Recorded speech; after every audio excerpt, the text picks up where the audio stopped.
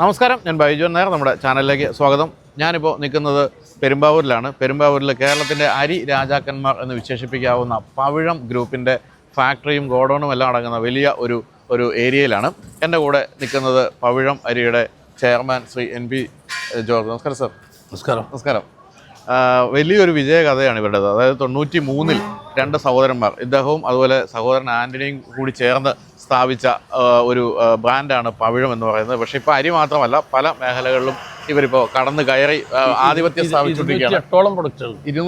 208ഓളം product, 700 കോടിയിലധികം turn ഓവറുള്ള കമ്പനിയാണ്. അങ്ങനെ ഒരു വലിയ പ്രസ്ഥാനമായിട്ട് വളർന്നുകൊണ്ടിരിക്കുകയാണ്. ഇപ്പോൾ എന്നെ സംബന്ധിച്ച് പറയുകയാണെങ്കിൽ, ഞാനിപ്പോൾ ഇവിടെ വന്നതുകൊണ്ട് പറയല്ല, വർഷങ്ങളായിട്ട് ഞാൻ ഉപയോഗിക്കുന്നത്, കഴിച്ചുകൊണ്ടിരിക്കുന്ന പവിഴം വടിയരിയാണ്. അപ്പോൾ എൻ്റെ തടി എന്ന് പറയുന്നത് പവിഴത്തിൻ്റെ തടിയാണെന്ന് പറയാം. എന്നെ പോലെ തന്നെ നിങ്ങളുമൊക്കെ പവിഴമായിരിക്കും കഴിക്കുന്നതെന്ന് എനിക്കറിയാം. കാരണം നമ്മൾ കേരളത്തിൽ ഏറ്റവും അധികം ശ്രദ്ധിക്കപ്പെട്ട, അല്ലെങ്കിൽ ഇന്ത്യയിൽ തന്നെ ഏറ്റവും അധികം ശ്രദ്ധിക്കപ്പെട്ട അരി ബ്രാൻഡാണ് പവിഴം. അപ്പോൾ എനിക്ക് കുറേ കാര്യങ്ങൾ ചോദിച്ച് മനസ്സിലാക്കാനുണ്ട് സാറിനോട്. പക്ഷേ അതിനു മുമ്പ് ഇന്നിവിടെ ഒരു വലിയൊരു സംഭവം നടക്കാൻ പോവുകയാണ്. അതായത് എങ്ങനെയാണോ പവിഴം അരി എന്ന് പറയുന്നത് കേരളത്തിൻ്റെ അല്ലെങ്കിൽ ഇന്ത്യയുടെ പ്രിയപ്പെട്ട ബ്രാൻഡായത്, അതുപോലെ തന്നെ ഇന്ത്യയുടെ പ്രിയപ്പെട്ട ബ്രാൻഡായ അശോക് ലെയ്ലാൻഡിൻ്റെ ചില ട്രക്കുകൾ ഡെലിവറി ഇവിടെ നടക്കാൻ പോവുകയാണ്. അതിപ്പോൾ ആദ്യമായിട്ടല്ല പവിഴം ഗ്രൂപ്പ് അശോക് ലെയ്ലാൻഡിൻ്റെ ട്രക്കുകൾ വാങ്ങിക്കുന്നത്. 55ലധികം ട്രക്കുകൾ ഇപ്പോൾ തന്നെ ഉണ്ട് അശോക് ലെയ്ലാൻഡിൻ്റെത്. ഇപ്പോൾ വീണ്ടും ഇന്ന് 3 ട്രക്കുകൾ കൂടി ഇവിടെ ഡെലിവറി ചെയ്യുകയാണ്. അപ്പോൾ അതിനുവേണ്ടി ഉള്ള ചടങ്ങിലേക്ക് എന്നെ വിളിച്ചപ്പോൾ ഞാൻ വരികയും അതോടൊപ്പം തന്നെ എൻ്റെ പ്രിയപ്പെട്ട ഒരു ബ്രാൻഡായ പവിഴത്തിൻ്റെ ഇവിടുത്തെ എന്തൊക്കെയാണ് ഫംഗ്ഷനിങ് ഒക്കെ ഒന്ന് കാണാമെന്നൊക്കെയാണ് ഞാൻ വിചാരിക്കുന്നത്. അപ്പോൾ സാറേ, ആദ്യമായിട്ട് ചോദിക്കട്ടെ, പവിഴത്തിലേക്ക് കിടക്കുന്നതിന് മുമ്പ് എന്തുകൊണ്ട് അശോക് ലെയ്ലാൻഡ് ഇതുപോലെ അശോക് ലെയ്ലാൻഡ് വാങ്ങിച്ചു കൂട്ടാനുള്ള കാരണം? ഈ അശോക് ലെയ്ലാൻഡ് എന്ന് പറയുമ്പോൾ ഒന്ന് കാണാൻ നല്ല സുന്ദരമാണ്.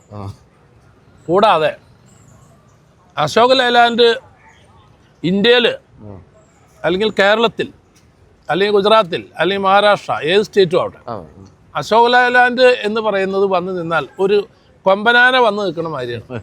പിന്നെ നല്ല അന്തസ്സോടും അഭിമാനത്തോടും കൂടി അശോക് ലെയ്ലാൻഡ് എന്ന് പറയുമ്പോൾ ഞാനാണ് എന്നുള്ള ആ ഒരു പ്രൗഢ ഗംഭീരമായ ഒരു നിൽപ്പാണ്. അതായത് ഒരു വലിയ കൊമ്പനാന വന്ന് നിൽക്കുന്ന ഒരു സ്റ്റൈലാണ്. കാണാനും ഭംഗിയാണ്. പിന്നെ അതിൻ്റെ മറ്റു പ്രവർത്തനങ്ങളും. അതുകൊണ്ടാണ് ഞങ്ങൾ ഈ അശോക് ലെയ്ലാൻഡ് ഞങ്ങളുടെ ഇപ്പം ഏറ്റവും കൂടുതൽ വണ്ടി എന്ന് പറയുന്നത് അശോക് ലെയ്ലാൻഡ്. ഇവിടെ ഈ കമ്പനിയിൽ വണ്ടികൾ വേറെ ഉണ്ട്, എങ്കിലും അശോക് ലെയ്ലാൻഡ് നിൽക്കുമ്പോൾ പവിഴത്തിൻ്റെ വണ്ടി അശോക് ലാൻഡിൽ നിന്ന് എടുത്ത് കാണിക്കും. മറ്റു വണ്ടികൾ കാണിക്കും, പക്ഷേ ഈ അശോക് ലെയ്ലാൻഡിൻ്റെ താഴെയായിട്ട് വരും. അവനെ കുറ്റം പറയുന്നതല്ല, അത് ഒരു ഗാംഭീര്യതയാണ്. അവനങ്ങ് തല ഉയർത്തി നിന്നാ പിന്നെ മറ്റൊരു ഒന്നാണ് കുമ്പിടും. പവിഴവരി പോലെ തന്നെയാണ്. പവിഴവരി ദൈവത്തിൻ്റെ അനുഗ്രഹം കൊണ്ട് താങ്കൾ ഇത് പവിഴം വരിയുടെ ഉപഭോക്താവായിട്ട് 20 കൊല്ലം എന്നാണ്. അപ്പം അതുപോലെ തന്നെ 20 വർഷമായിട്ട് അശോക് ലെയ്ലാൻഡും അതുപോലെ തന്നെ പവിഴവും കൂടി ചേർന്നുള്ള ഒരു ജൈത്രയാത്രയിലാണ് തുടരുകയാണ്. ഒരു മാറ്റവും ഇല്ലാണ്ട് തുടരുകയാണ്. എങ്കിലും മറ്റ് ബ്രാൻഡുകളിലുള്ള ട്രക്കുകളൊക്കെ കയ്യിലുണ്ടല്ലോ. ഈ കാണാനുള്ള ഭംഗി പ്രൗഢി അല്ലാതെ എന്താണ് മെയിൻ്റെനൻസ് കോസ്റ്റ് പോലുള്ള? കാണാനുള്ള ഭംഗി കൂടാതെ അശോക് ലെയ്ലാൻഡിൻ്റെ ജീവനക്കാരും എല്ലാവരും ഇവിടെ മാക്സിമം വണ്ടി ഉപയോഗിക്കുമ്പോൾ എങ്ങനെയുണ്ട്, മൈലേജ് ഉണ്ടോ, അല്ലെങ്കിൽ മറ്റേ സർവീസ്, എല്ലാ കാര്യങ്ങളും ചോദിച്ച് ഞങ്ങളുടെ വെഹിക്കിളുടെ ഡിവിഷൻ മാനേജർ ശ്രീ സിബി മാത്യു വെങ്കടമാനാണ് ഈ എല്ലാ കാര്യങ്ങളും കൃത്യമായിട്ട് ചോദിക്കുമ്പോൾ അതിന് കൃത്യം ഉത്തരം കിട്ടും.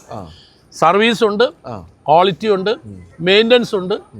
അതുകൊണ്ട് ഞങ്ങളെ സംബന്ധിച്ച് വളരെ ഈസി ആയിട്ട് ഞങ്ങൾ ഡ്രൈവർമാർ വളരെ ഈസിയാണ് ഇതിൻ്റെ ഈ വണ്ടി ഓടിക്കാൻ.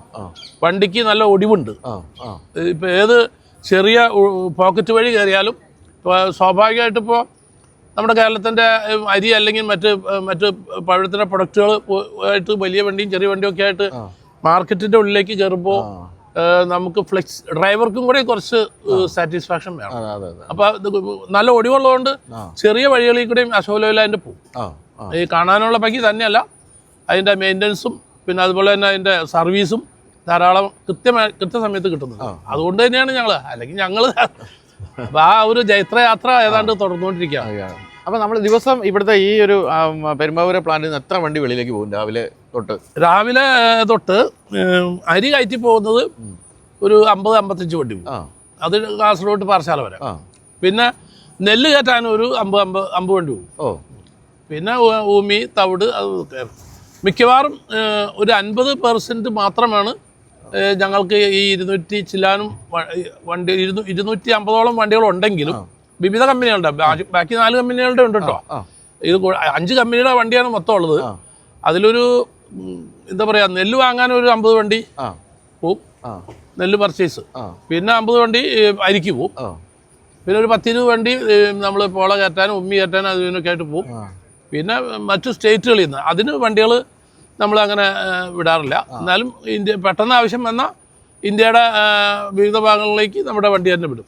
വലിയ വണ്ടികളാണ് അങ്ങോട്ട് വിടും. അപ്പോൾ ഈ നെല്ല് കയറ്റാൻ പോകുന്നു എന്ന് പറയുന്നത് കേരളത്തിൽ തന്നെയാണോ ഇത്രയധികം നെല്ല് കയറ്റാൻ പോകുന്നത്? നമ്മൾ പാലക്കാട്, കുട്ടനാട്, അപ്പർ കുട്ടനാട്, പിന്നെ കേരളത്തിന്റെ കാസർഗോഡ് പാറശാല വരെ നെൽകൃഷി ഉണ്ട് ഇപ്പോൾ.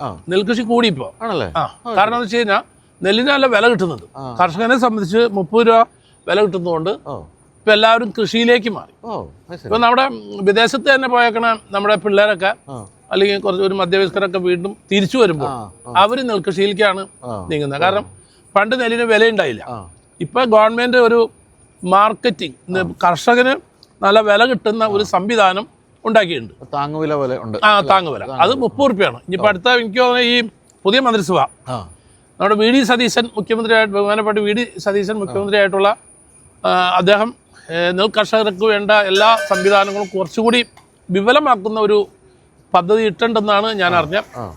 പിന്നെ അതുകൂടാതെ കേന്ദ്രത്തിൽ ഇപ്പോൾ ഈ സിവിൽ സപ്ലൈസ് കോർപ്പറേഷൻ്റെ നെല്ല് സംഭരിച്ച അരിയാക്കി എഫ്സിക്ക് കൊടുക്കുന്ന സംവിധാനം കുറച്ചും കൂടെ ദുരിതപ്പെടുത്തുന്ന ഒരു പ്രയാണത്തിലാണ്. ഞാൻ പത്രത്തിലും ടി വിയിലാണ് കണ്ടത്. അതുകൂടാതെ ഡൽഹിയിൽ നിന്ന് എനിക്ക് എൻ്റെ സുഹൃത്ത് പറഞ്ഞു ഇങ്ങനെ ഒരു മാറ്റം വരാൻ പോകുന്നുണ്ട്.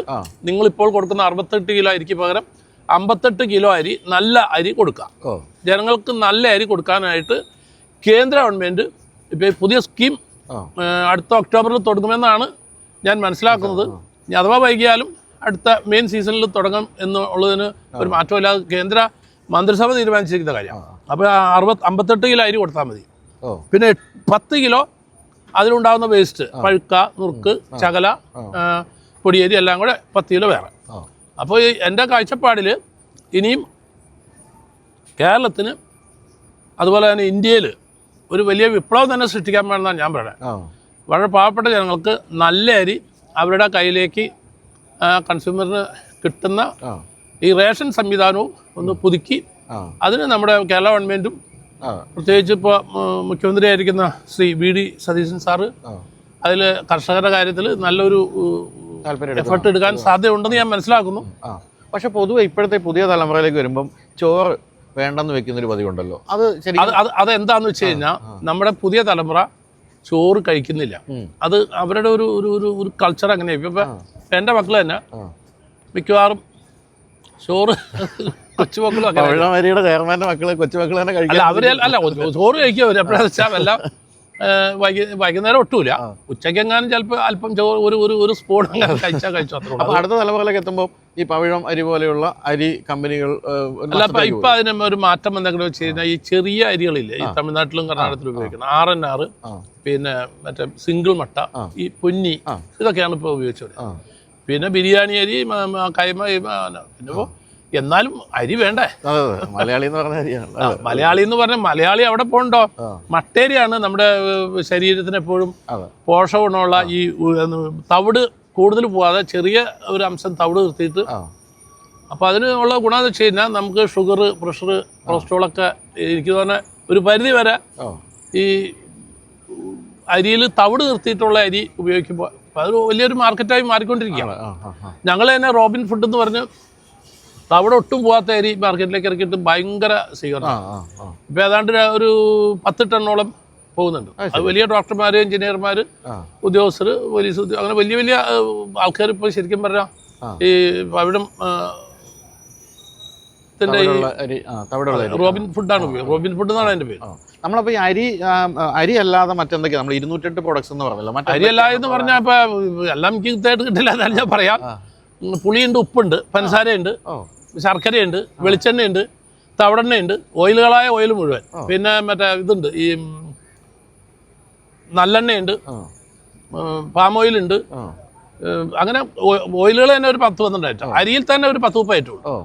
ജയയുണ്ട്, സുലേഖയുണ്ട്, കുറുവയുണ്ട്, പൊന്നിയുണ്ട്, മട്ടപ്പച്ചരിയുണ്ട്, പിന്നെ പൊടിയരിയുണ്ട്, പിന്നെ മറ്റേ കുറുവേരി ഉണ്ട്. അതിൻ്റെ ഒരു ഒരു ഒരു എന്താ പറയുക, ഒരു 10-40 ഐറ്റം ഉണ്ട്. ഇന്ത്യയിലുള്ള ഏത് നെല്ലിൻ്റെ അരിയും ഞങ്ങളുടെ കമ്പനിയിലുണ്ട്.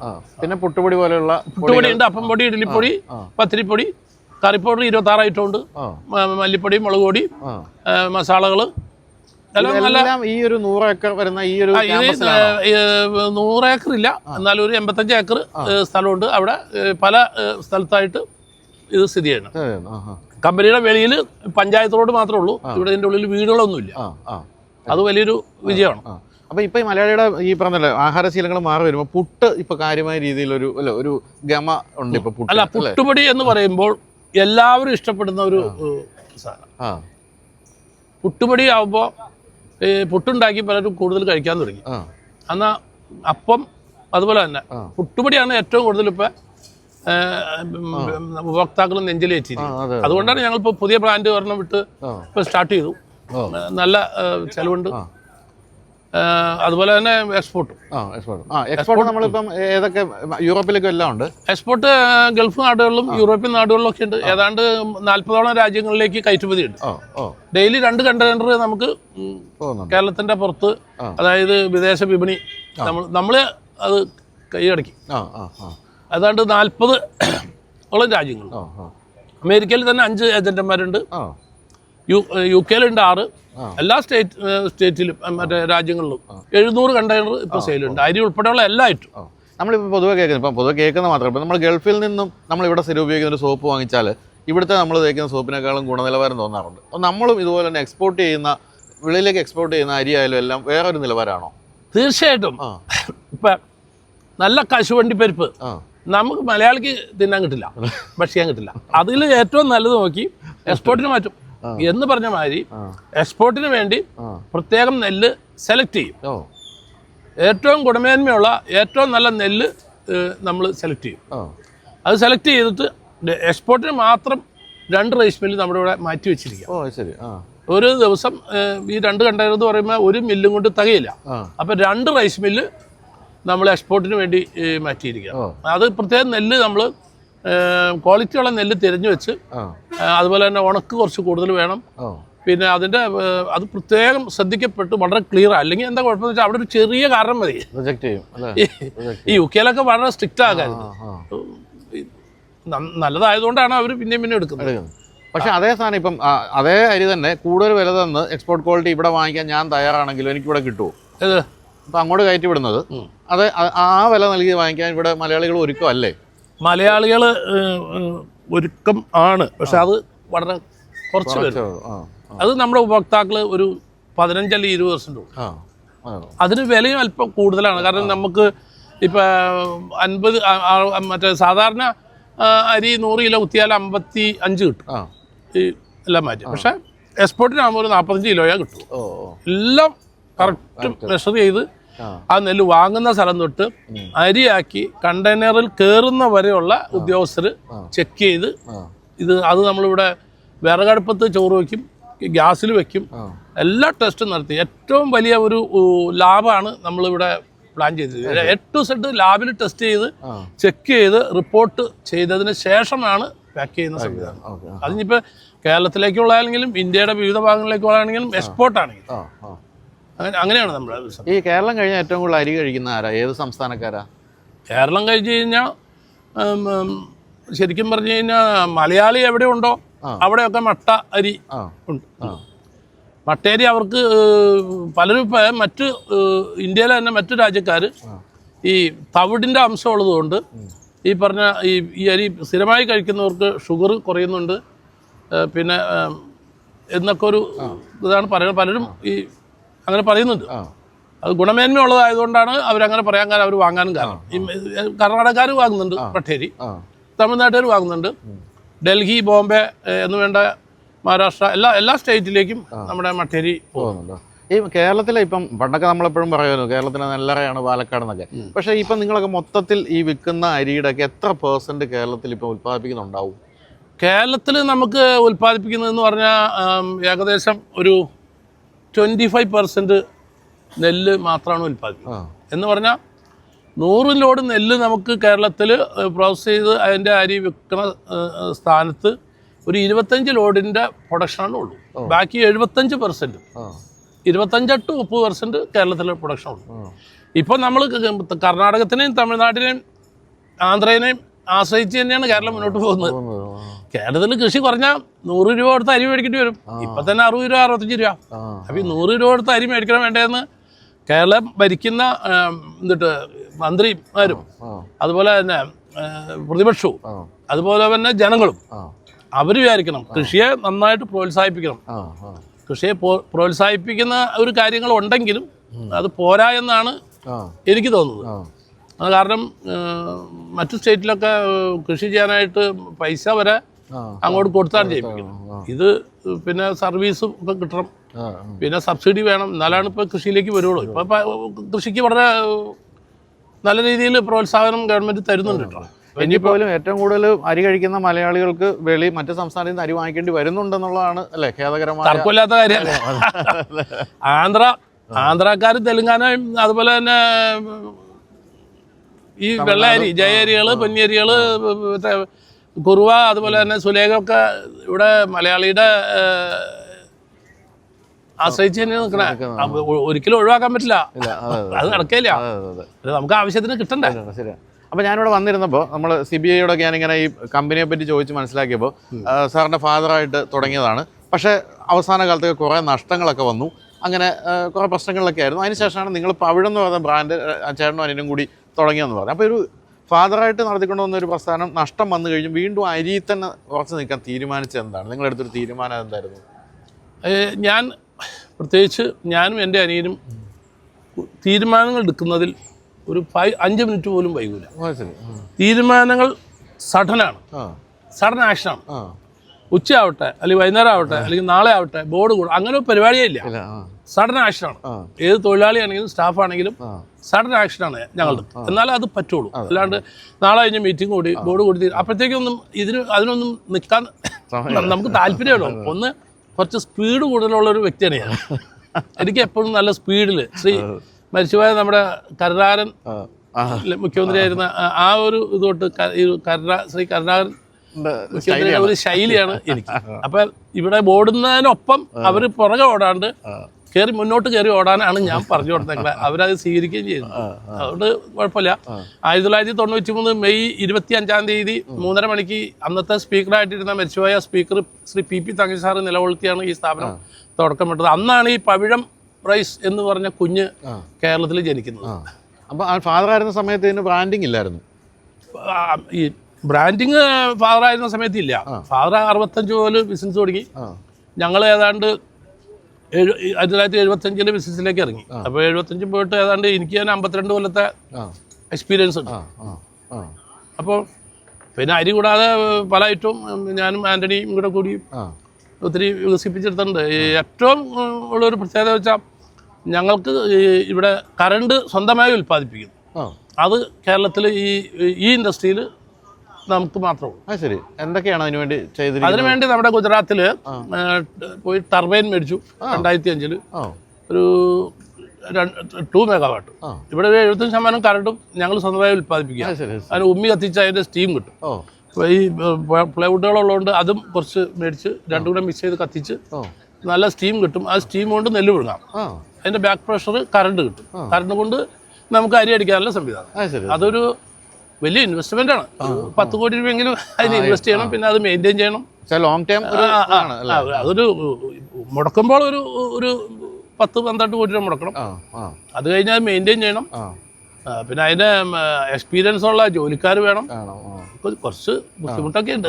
എന്നാലും ഏത് ബുദ്ധിമുട്ടിനെ അതിജീവിക്കാൻ നമ്മൾ പഠിച്ചു കഴിഞ്ഞാൽ ഇതൊക്കെ ഈ പറഞ്ഞ ഈ നിൽക്കുന്നവർക്കും ചെയ്യാം, നിങ്ങൾക്കും ചെയ്യാം. അപ്പോൾ ഈ 93 തുടങ്ങിയതിന് ശേഷം ഓക്കെ നമ്മൾ എന്താണ് ബിസിനസ്സിൽ സക്സസ് ആയി എന്ന് തോന്നിയത് ഏത് വർഷമാണ്? 93 തുടങ്ങിയതിന് ശേഷം ഇന്ന് വരെ ഒരു തോൽവിയെക്കുറിച്ച് എനിക്ക് ചിന്തിക്കേണ്ടേ വന്നിട്ടില്ല.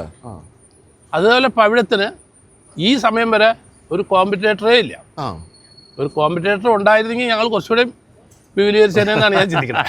ഇപ്പം എവിടെ നോക്കിയാലും പവിഴം തമ്മിലാണ് കോമ്പറ്റീഷൻ. നമ്മുടെ സെയിൽസാൻ ഇപ്പം പൈക പാലായിൽ പൈക ഒരു കടയിൽ ഇറക്കണം നോക്കിയാൽ അവൻ എന്ത് ചെയ്യും? അപ്പുറത്തെ ആൾക്ക് കൊണ്ടുപോയി അവിടെയും കൊടുക്കും.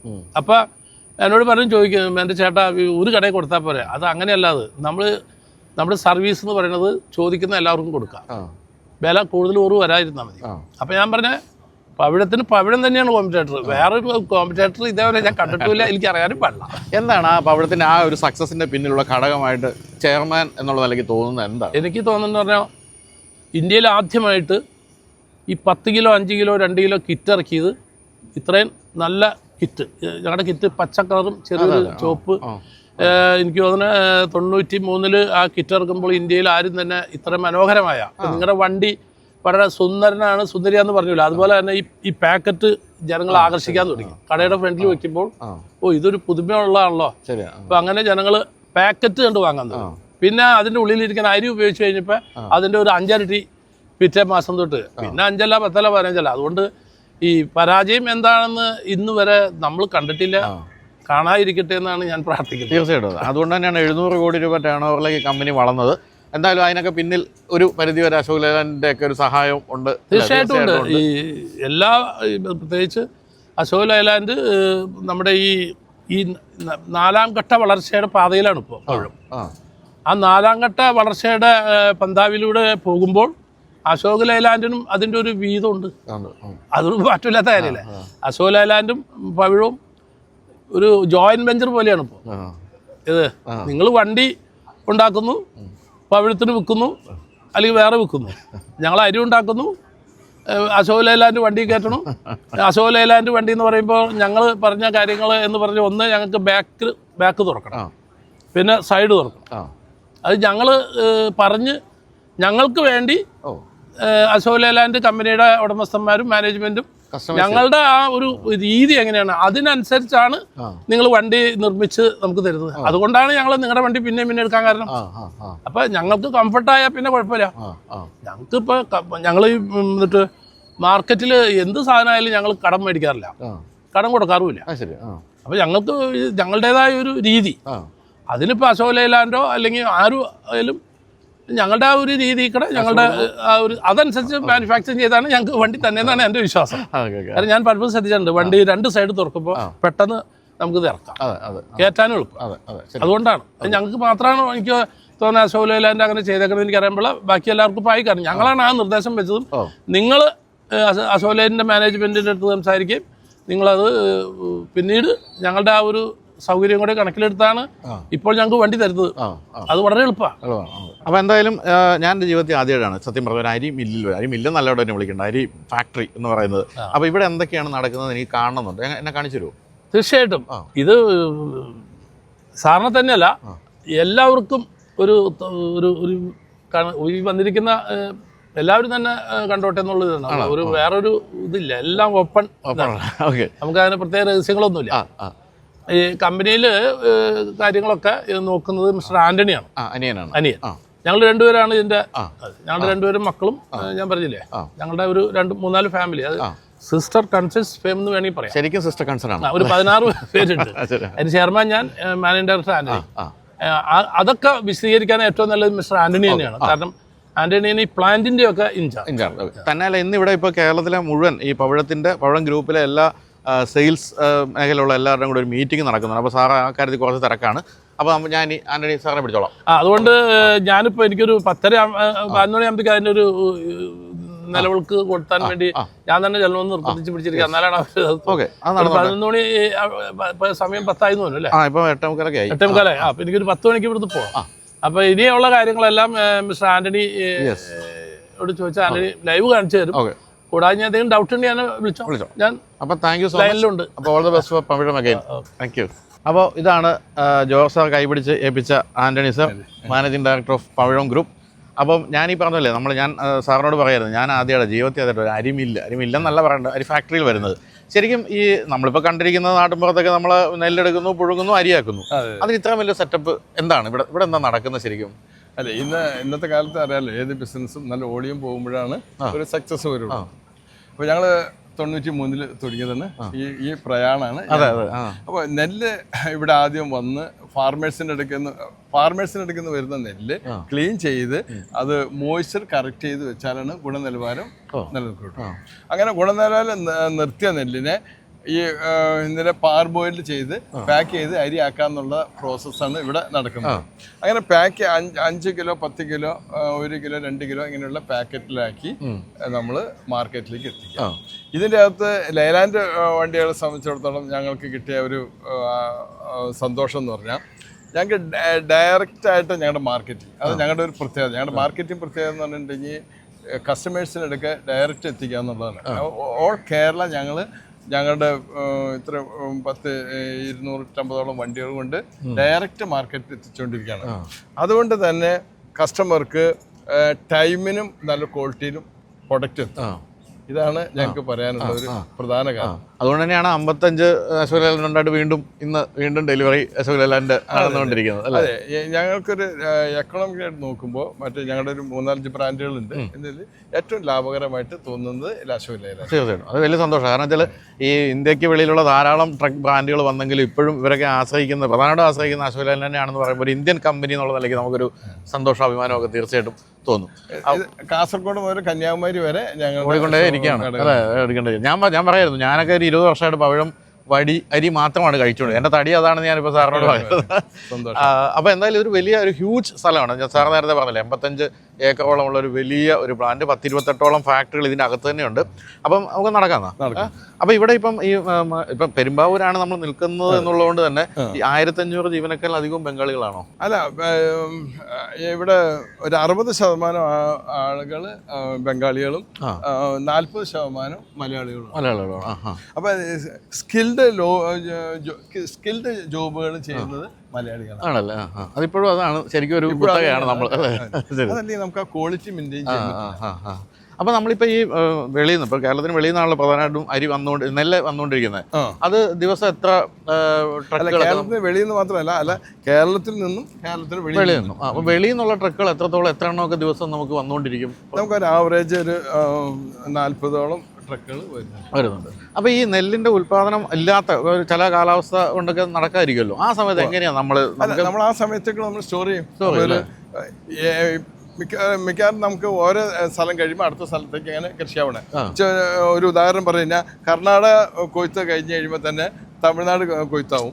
ഇങ്ങനെ ഓരോ റൊട്ടേഷൻ നടന്നുകൊണ്ടിരിക്കുകയാണ്. ചിലപ്പോൾ അത് കേരളാവും, ചിലപ്പോൾ ചില സീസണിൽ 2 സ്ഥലത്ത് ഒരുപോലെ വരാം. ഇങ്ങനെ സീസൺ സമയത്തേക്കുള്ള പ്രൊക്യൂർമെന്റുകളാണ് വരുന്നത്. അപ്പോൾ കേരളത്തിൽ അല്ലാതെ നമുക്ക് സ്റ്റോക്ക് ചെയ്യാൻ സ്ഥലങ്ങളൊക്കെ ഉണ്ടോ? അല്ല, ഞങ്ങൾ സ്റ്റോക്കിംഗ് ഇവിടെ തന്നെ കേരളത്തിൽ നിന്നിട്ട് പർച്ചേസ് ചെയ്ത് ഇവിടെ സ്റ്റോക്ക് ചെയ്യണം. അപ്പോൾ ഇപ്പം നമ്മൾ 208 പ്രൊഡക്ട്സോളം നമുക്ക് ഉണ്ടെന്ന് പറഞ്ഞു. ഇപ്പോഴും പൂർണ്ണമായി നമ്മുടെ ഗ്രൂപ്പ് എന്ന് പറയുന്നത് ഈ ആഹാര മേഖല തന്നെ ഉള്ളൂ, അതോ മറ്റെന്തെങ്കിലുമൊക്കെ നമുക്ക് ഡൈവേഴ്സിഫൈഡ് ആയിട്ടുള്ള ബിസിനസ് വേറെ ഉണ്ടോ? അല്ല, ഞങ്ങളുടെ വിജയം എന്ന് പറയുന്നത് തന്നെ ഇത് തന്നെയായിരിക്കും. ഞങ്ങൾ ഈ മേഖല തന്നെയാണ് ഞങ്ങൾ ഫോക്കസ് ചെയ്ത് പോകുന്നത്. അതുകൊണ്ടാണ് ഒരു ചെറിയ റൈസ് മില്ലായിരുന്നിട്ട് പിന്നെ ഇത്രയും വലിയ സൗത്ത് ഇന്ത്യയിലെ ഏറ്റവും വലിയൊരു മാനുഫാക്ചർ ആവാൻ കഴിഞ്ഞതിന്റെ ഒരു പ്രയോജനം. പക്ഷെ എങ്കിൽ പോലും ഞങ്ങൾ വേറെ ഡൈവേഴ്സിഫിക്കേഷൻ ഉണ്ട്. എല്ലാവരും ഡൈവേഴ്സിഫിക്കേഷൻ എന്ന് പറയുമ്പോൾ സാധാരണ ജനം മനസ്സിലാക്കേണ്ടത് ഇത് ആ പ്രൊഡക്റ്റില് ഒത്തിരി വാല്യൂ അഡീഷൻ നടത്താനുണ്ടാവും. അതിനെ ശ്രദ്ധിക്കാതെ ഒരു ബന്ധമില്ലാത്ത വേറെ പ്രൊഡക്റ്റുകൾ പോകും. അത് വ്യവസായത്തിന് അത്ര ശാക്തീകരിക്കില്ല. അപ്പൊ ഞങ്ങളിവിടെ ചെയ്തതെന്ന് പറഞ്ഞാൽ നെല്ലിനെ അരിയാക്കുന്നതിനുപരി അത് നമ്മള് അവല ഉണ്ടാക്കുന്ന, അത് കഴിഞ്ഞാൽ റൈസ് പൗഡർ, ബ്രേക്ക്ഫാസ്റ്റ് ഐറ്റങ്ങളൊക്കെ, പുട്ടുപൊടി, അപ്പപ്പൊടി, അങ്ങനെയുള്ള ഇതിട്ട് പ്രത്യേകിച്ച് ഞാൻ എടുത്ത് പറയുന്ന റോസ്റ്റഡ് അവല് നല്ല ഇതാണ്. അതിലും നല്ലൊരു ഡിമാൻഡുള്ള വേറൊരു ഐറ്റമാണ് നമ്മുടെ ബ്രോക്കൺ റൈസ്. ഇത് തനിയെ ഒരു പ്ലാന്റാണ് നമുക്കുള്ളത്. ഈ ബ്രോക്കൺ റൈസിനെ ആ നെല്ല് തന്നെ എടുത്തിട്ട് ആ ഫുൾ ബ്രാനോട് കൂടിയിട്ട് ഒരു പ്രത്യേക പ്രോസസ്സിൽ കൂടിയിട്ട് ഇങ്ങനെ കട്ട് ചെയ്തെടുക്കുകയാണ് ചെയ്യുന്നത്. അങ്ങനെ കട്ട് ചെയ്തെടുക്കുന്നത് കൊണ്ട് തവിടിന്റെ അംശം കൂടി ഉള്ളതുകൊണ്ട് ഇത് നമ്മുടെ ഹെൽത്തിന് ഭയങ്കര ഗുണം ചെയ്യും. അതിനകത്ത് ന്യൂട്രീഷൻ നിലനിൽക്കുന്നു. ഇതിനകത്ത് ഈ ബ്രാൻഡിലുള്ള ഒറിജിനോൾ, ലെസിത്തീൻ ഇങ്ങനെയുള്ള ആന്റി ഓക്സിഡന്റ് ധാരാളം ഉണ്ട്. ഇതിനുള്ള ഉപരി നമ്മൾ ഇവിടെ വേറൊരു ഫാക്ടറിയാണ് റൈസ് ബ്രാൻ ഓയിൽ ഫാക്ടറി. നമ്മൾ നെല്ല് പുഴുങ്ങി അരി അടിച്ച് വരുന്ന ഇതിൽ നിന്നിട്ട് നമുക്ക് ബൈ പ്രൊഡക്റ്റ് ആയിട്ട് തവിട് കിട്ടും. ഈ തവിടിനെ നമ്മൾ പ്രോസസ്സ് ചെയ്ത് ഓയിൽ ഇതുണ്ട്. ആണ് റൈസ് ബ്രാൻ ഓയിൽ കൊണ്ട് പവിഴം റൈസ് ബ്രാൻ ഓയിൽ കൊണ്ട് മാർക്കറ്റിൽ ലഭിക്കുന്നത്. ഓ ഓ അപ്പൊ ഇതിന്റെയൊക്കെ മെഷീനുകൾ എങ്ങനെയാ ഇത് എവിടെ നിന്നാണ് സോഴ്സ് ചെയ്യുന്നത്? ഇത് റൈസ് ബ്രാൻ ഓയിലിന്റെ മിഷനറി ഇന്ത്യയിൽ തന്നെയുള്ള ടെക്നോളജിയാണ്. ഇന്ത്യയാണ് അതിന് ഏറ്റവും നന്നായിട്ട് നിൽക്കുന്നത്. ലോകരാജ്യങ്ങളിൽ നോക്കി കഴിഞ്ഞ് കഴിയുമ്പോൾ ഇന്ത്യ തന്നെയാണ് റൈസ് ബ്രാൻ ഓയിലിൽ മികച്ച് നിൽക്കുന്ന ടെക്നോളജി. അതിപ്പോൾ ആന്ധ്രയിലും പഞ്ചാബിലും ഒക്കെ വലിയ വലിയ ഫാക്ടറികളുണ്ട്. അപ്പൊ നിങ്ങൾ ചേട്ടനും അനിയനും കൂടി ഒരു ബ്രാൻഡ് തുടങ്ങാൻ തീരുമാനിക്കുന്നു. പവിഴം എന്ന് പറയുന്ന പേര് എവിടെ നിന്നാണ് നിങ്ങളെ മനസ്സിലേക്ക് പെട്ടെന്ന് വന്നത്? എല്ലാവരും ചോദിക്കുന്ന നല്ലൊരു ചോദ്യമാണ്. നമ്മളൊരു സാധനം ഇതിനൊരു പ്രത്യേക ഒരു ഇന്റൻഷൻ ഉണ്ടായില്ല എന്ന് തന്നെ വേണ്ടി പറയാം. നമുക്കൊരു ബ്രാൻഡ് വേണമെന്നുള്ളതുണ്ടായിരുന്നുള്ളൂ. അപ്പോ ഇപ്പൊ കാണുമ്പോ പവിഴം പെട്ടെന്ന് പറയാൻ വലിയൊരു ഇതുപോലെ തോന്നുമെങ്കിലേ അന്ന് നോക്കുമ്പോ ഒരു നെല്ലിന്റെ പേര് മാത്രമായിരുന്നു. അപ്പൊ നെല്ലിപ്പോ ത്രിവേണി, പവിഴം, തവളക്കണ്ണൻ ഇങ്ങനെ പറഞ്ഞുള്ള ഉമ ഇങ്ങനെയുള്ള പല പേരുകളുണ്ട്. അങ്ങനെ ഒരു പേര് മാത്രമാണ് ഇപ്പൊ. അപ്പൊ ഞങ്ങളൊരു നല്ല നെല്ലിന്റെ ഒരു പേര് ഇട്ടു എന്നുള്ളതാണ് വന്നത്. അത് നമ്മളിങ്ങനെ ആൾക്കാര് ഉപയോഗിച്ച് സംസാരിച്ച് ബ്രാൻഡായിട്ട് വന്നതാണ്. എനിക്ക് പറയാനുള്ളത് ഒരു പേരില് ഉപരി ഇത് ആളുകൾ ഉപയോഗിച്ച് കിട്ടുന്ന അഭിപ്രായമാണ് ബ്രാൻഡായിട്ട് വരുന്നത്. അതെ, അത് ശരിയാണ്. അതെ, ഞാൻ എപ്പോഴും ആലോചിക്കാറുണ്ട്. നമ്മളിപ്പം യാതൊരു ബന്ധമില്ല, ഊബർ എന്ന് പറയുന്ന ഒരു പേര് വണ്ടിയായിട്ടൊരു ബന്ധമില്ല, പക്ഷെ അതിപ്പം ടാക്സികളുടെ ഒരു പര്യായമായി പറഞ്ഞ പോലെ അത് കൊടുക്കുന്ന സർവീസാണ് ബ്രാൻഡായിട്ട് വരുന്നത്. അതെ അതെ. ഇതിപ്പോ ഇവിടെ എഴുതിയിരിക്കുന്നത് ഗോൾഡ് സർവീസ് മോശമായി കഴിഞ്ഞാൽ ബ്രാൻഡ് മോശമാവും. ഇവിടെ ഇപ്പൊ എന്താ നമ്മളിപ്പോ കയറിയിരിക്കുന്നതിൽ ഇവിടെ എന്താണ്? പവിഴം റൈസിന്റെ ഒരു മില്ലാണ്. ഡയമണ്ട് ഫുഡ് പ്രൊഡക്റ്റ് എന്ന് പറഞ്ഞ ഒരു മില്ലാണിത്. ഞങ്ങളുടെ മില്ലിംഗ് സെഷനാണ് ഈ കാണുന്നത്. നെല്ല് ഇവിടുന്ന് ക്ലീൻ ചെയ്ത സ്റ്റോറേജിൽ വരാം. സ്റ്റോറേജിൽ വരാം. അവിടുന്ന് ഷെയ്ക്കർ, അത് കഴിഞ്ഞ ഡിസ്റ്റോണർ, അത് കഴിഞ്ഞ റബ്ബർ ഷില്ലർ, അതിന്റെ പാഡി സെപ്പറേറ്റർ, വൈറ്റ്നർ, തിരിവ് ഷെയ്ക്കർ, അങ്ങനെ ഇത് കഴിഞ്ഞ കളർ ഷോർട്ടർ മെഷീനാണ്. ഇതിലുള്ള എല്ലാ ഇമ്പ്യൂരിറ്റികളും മാറ്റി ബ്ലാക്കും അതിന്റെ കനം കുറഞ്ഞതും എല്ലാം മാറ്റി പുറത്തേക്ക് വരും. അങ്ങനെ പുറത്തേക്ക് വന്നു കഴിഞ്ഞ് കഴിയുമ്പോൾ ഒരു ഓട്ടോമാറ്റിക് പാക്കിംഗ് മെഷീൻ കൂടി പാക്ക് ചെയ്ത് സ്റ്റിച്ച് ചെയ്ത് വരുന്നതാണ് ഈ കാണുന്ന ബാഗ്. ഇങ്ങനെയാണ് ഉപഭോക്താക്കളുടെ കടയിലേക്ക് എത്തുന്നത്. അപ്പൊ ശരിക്കും പറഞ്ഞാൽ കൈ തൊടുന്ന സ്ഥലങ്ങൾ കുറവാണ്. കൈ തൊടുന്ന നെല്ല് ക്ലീൻ ചെയ്ത് ശരിയാക്കിയാൽ പിന്നെ എല്ലാം എലിവേറ്റർ വഴിയായിട്ടാണ് പോരുന്നത്. ക്ലീൻ ചെയ്ത് വരുന്ന നെല്ല് ഒരു എലിവേറ്റർ വഴിയായിട്ട് അത് ഫീഡിങ് നടത്തിയിട്ട് പാർബോയിലിംഗ് ചെയ്യണം. പാർബോയിലിംഗ് ചെയ്ത് സ്റ്റോർ ചെയ്യണം. സ്റ്റോർ ചെയ്തിട്ട് ബില്ലിംഗ് ചെയ്യണം. അത് കഴിഞ്ഞ് ഷോർട്ട് ചെയ്യണം. അപ്പോൾ ശരിക്കും നമ്മളുടെ ഈ ഒരു എത്ര ടൺ അരി നമുക്ക് ഒരു ദിവസം ഇവിടെ പ്രോസസ് ചെയ്യാൻ പറ്റും? നമ്മുടെ ഒരു ഇത് വെച്ചിട്ട് ഇവിടെ 1000 ടണ്ണ്. 1000 ടൺ അല്ലേ? അപ്പോൾ ശരിക്കും 1000 ടണ്ണൊക്കെ നമുക്ക് ദിവസവും ഇവിടുന്ന് പോകുന്നുണ്ടോ അതോ സ്റ്റോർ ചെയ്യുന്നോ? ഒരു 800-1000 ടണ്ണ് അങ്ങനെ.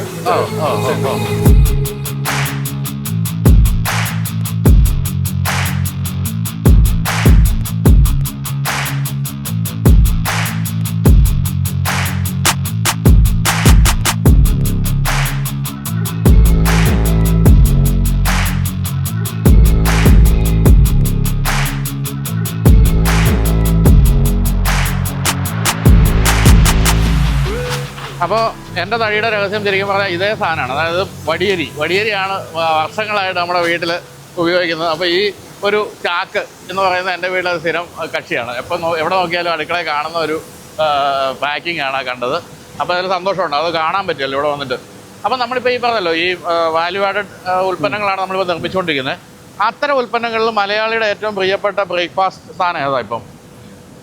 ഇന്നിപ്പോൾ ഏറ്റവും കൂടുതൽ ഡിമാൻഡ് ചെയ്യുന്നത് ഞങ്ങളുടെ പ്രൊഡക്റ്റുകളിൽ എല്ലാം ഡിമാൻഡുള്ളത് തന്നെയാണ്. അതിൽ ഏറ്റവും പ്രധാനമായിട്ട് റോസ്റ്റഡ് അവല് നല്ല ഡിമാൻഡായിട്ട് പോകുന്നത്. പക്ഷേ മലയാളിയുടെ മനസ്സിൽ നിന്ന് പോയതാണല്ലോ, തിരിച്ചു വന്നു. ഇല്ല, തിരിച്ചു വന്നു. അതിപ്പോ എന്താ എന്ന് പറഞ്ഞിട്ടുണ്ടെങ്കിൽ നല്ല ക്രിപ്സി ചെയ്യണമെന്ന്. പിന്നെ അതിനെല്ലാം അത് ശർക്കരയും വെള്ളക്കൊന്ന് തേങ്ങ ഇട്ടൊന്ന് നനച്ച് കഴിഞ്ഞ് കഴിയുമ്പോൾ നല്ല സ്മൂത്ത് ആയിട്ട് കഴിക്കാൻ പറ്റും. അപ്പൊ 2 ടൈപ്പിൽ കഴിക്കും. പിന്നെ ഇതിനൊരു പ്രത്യേകത ഉണ്ടെങ്കിൽ ഇത് നമ്മളൊരു കുറച്ച കഴിച്ചുകൊണ്ടിരിക്കുമ്പോൾ നമുക്ക് ഒരു നല്ല ഫീലാ.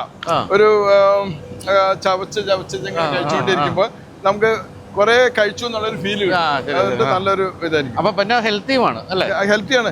ബ്രാൻ ഉള്ളതാണ് ഈ അവലില്. അതുകൊണ്ട് പിന്നെ റൈസ് ബ്രാൻ ഓയിൽ ഏറ്റവും നല്ലതാണ്. ഈ റൈസ് ബ്രാൻ ഓയിലിൽ ഹോറിസോണൽ, ലെസിറ്റിൻ ഇങ്ങനെയുള്ള ആന്റി ഓക്സിഡന്റുകൾ ഉണ്ട്.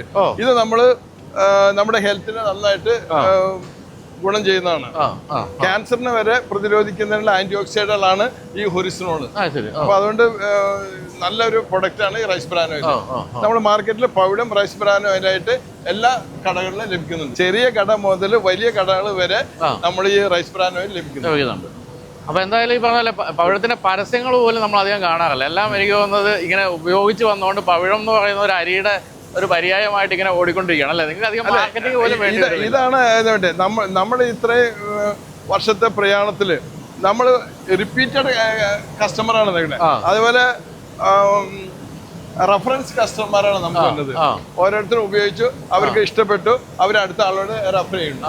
ആ റെഫറൻസ് കൂടി വരുന്ന കച്ചവടക്കാർ കൂടിക്കൊണ്ടിരിക്കും. അത് ഞങ്ങൾ വലിയ പരസ്യം ചെയ്യാതെ തന്നെ ഞങ്ങൾക്ക് ഈ കേരളം മുഴുവൻ വളരെ ഈസി ആയിട്ട് വിൽക്കാൻ പറ്റുന്നത്. അപ്പൊ ഈ ഒരു കേരളം മുഴുവനല്ല, ഈ കേരളം മുഴുവൻ വിറ്റത് കഴിഞ്ഞപ്പോ ലോകം എല്ലാവർക്കും മലയാളികളായി.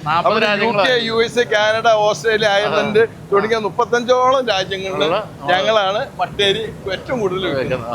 അപ്പൊ നിങ്ങളൊരു കുടുംബ ബിസിനസ് ആണല്ലോ. ഈ കുടുംബ ബിസിനസ് നമ്മുടെയൊക്കെ മനസ്സിലാക്കി പെട്ടെന്ന് വരുന്നത് നിങ്ങളൊക്കെ തമ്മിൽ വഴക്കുകളും ഒക്കെ ഉണ്ടാകാമല്ലോ. സ്വാഭാവികമാണ് ഇത് കൊണ്ടുപോകുന്നത്. സ്വാഭാവികമാണ്.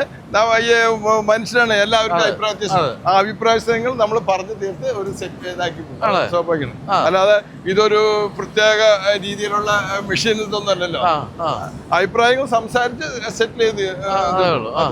പിന്നെ ഒരു ചെയർമാൻ എന്ന് പറയുന്ന അദ്ദേഹത്തിന്റെ ഒരു നമ്മൾ ഓരോരുത്തർക്ക് അവരവരുടെ സാധനങ്ങൾക്കുള്ള റെസ്പെക്ട് കൊടുക്കണതനുസരിച്ച് ആണ് അത് നിലനിന്ന് പോകുന്നത്. അതിപ്പോ നമ്മൾ ജോലിക്കാരെ എടുക്കുകയാണെങ്കിലും ഫാമിലിയിലാണെങ്കിലും ബിസിനസ്സിലാണെങ്കിലും വെളിയിലാണെങ്കിലും ഇത് തന്നെയാണ്. നമ്മൾ എന്തോ റെസ്പെക്ട് അങ്ങോട്ട് കൊടുക്കണോ അതാണെങ്കിൽ അതല്ല നമ്മൾ ആഗ്രഹിക്കുന്നത് ശരിയല്ല, അത് നടപ്പാവില്ല. അപ്പോൾ ഇനിയിപ്പം എനിക്ക് തോന്നുന്നു അവസാനിപ്പിക്കാന്നാണ്. അപ്പോൾ എന്തോ ഒരു 1-2 പ്രോഡക്ട്സ് ഞാൻ ലോഞ്ച് ചെയ്യണം എന്നിങ്ങനെ ഞാൻ വന്നപ്പോൾ അവർ പറഞ്ഞിരുന്നു. പുതിയ 1-2 അപ്പോൾ അതുകൂടി ആയിട്ട് നമുക്ക് അവസാനിപ്പിക്കാൻ തോന്നുന്നു. അതിനുശേഷം ആണ് ഇവിടെ ഇപ്പം അശോക് ലേലാൻഡിന്റെ ഡെലിവറി അതുകൂടെ നടക്കാൻ പോകുന്നത്.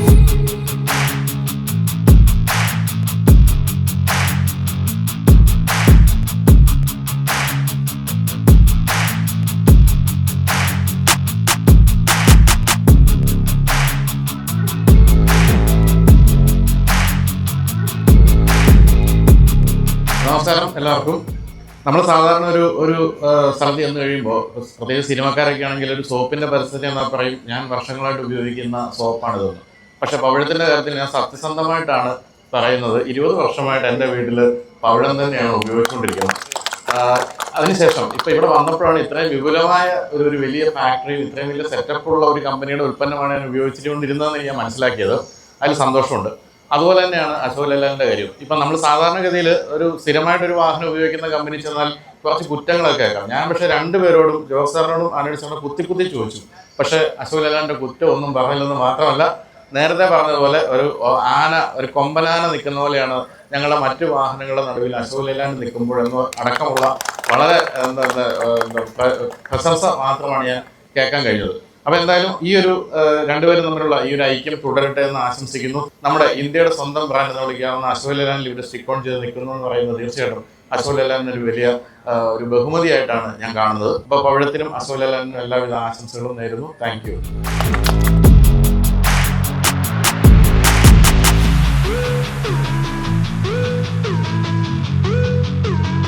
നമ്മുടെ യാത്രയുടെയും വളർച്ചയുടെയും പ്രതീകമായിട്ടുള്ള ഈ വീഡിയോ പ്രകാശനം നിർവഹിക്കുന്നതിന് ശ്രീ ബൈജോൻ നായർ സാറിനെ ക്ഷണിക്കുന്നു. Switch on the lamp.